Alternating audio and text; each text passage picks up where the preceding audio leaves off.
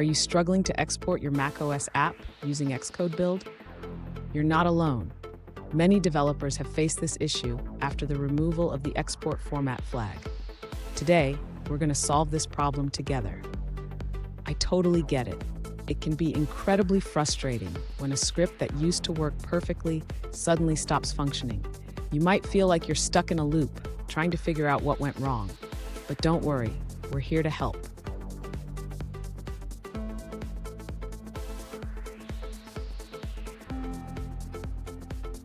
Here's the situation we're dealing with. One user reached out asking how to export their OS X app to a .app file after the export format flag was removed from xcodebuild. They mentioned that their script used to work just fine, but now they are at a loss. Sound familiar? Let's dive into the details. So what changed? The removal of the export format flag means we need to adapt our approach. Instead, we can use the export options plist flag, but it requires a proper plist file to define the export options. Let's break this down step by step. And stick around. At the end of this video, I'll share a quick tip on how to create that export options plist file, which will make your life a lot easier.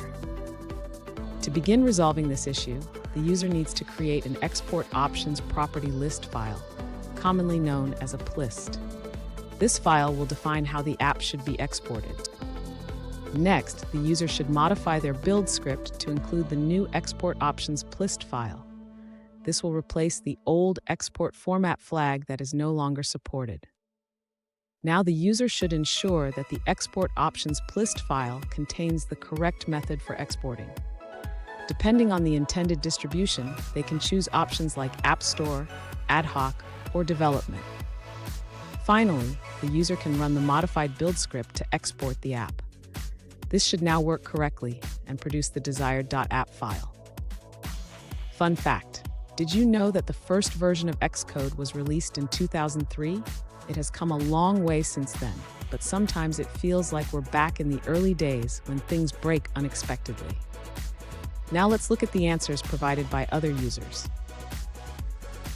An alternative solution provided by another user suggests using the xcodebuild command with the export options plist flag. This involves specifying the archive path, export archive, and export path, along with a plist file that contains the export options. Here's the tip I promised. Always keep a backup of your working scripts and plist files. This way, if something changes in the future, you can quickly revert to a known working state. And there you have it. You should now be able to export your macOS app using xcodebuild without any issues.